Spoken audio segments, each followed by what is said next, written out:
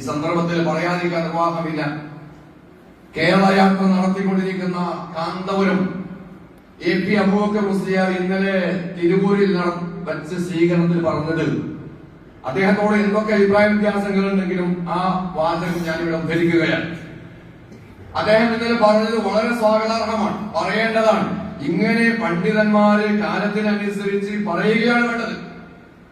ഇങ്ങനെ പറയാത്തതാണ് നാടിന്റെ പ്രശ്നം, ലോകത്തിന്റെ പ്രശ്നം.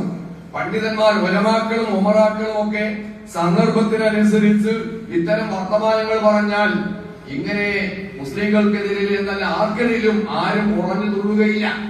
അദ്ദേഹം എന്താണെന്നല്ല പറഞ്ഞത്? അദ്ദേഹം പറയാണ്, രാഷ്ട്രീയ നേതാക്കളിൽ നിന്നും പക്വതയോടെയുള്ള സംസാരമാണ് സമൂഹം പ്രതീക്ഷിക്കുന്നത്. നേതൃപദവിയിരിക്കുന്നവരുടെ വാക്കുകളിൽ ധ്രുവീകരണത്തിന് ഇടം നൽകുന്ന ഒന്നും ഉണ്ടാവരുത്.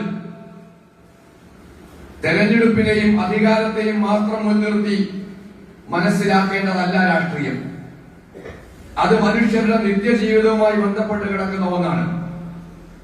അധികാരം വരും പോകും, പക്ഷേ ഈ നാട് പല മനുഷ്യർ ഒരുമിച്ച് പാർക്കുന്നതാണ്.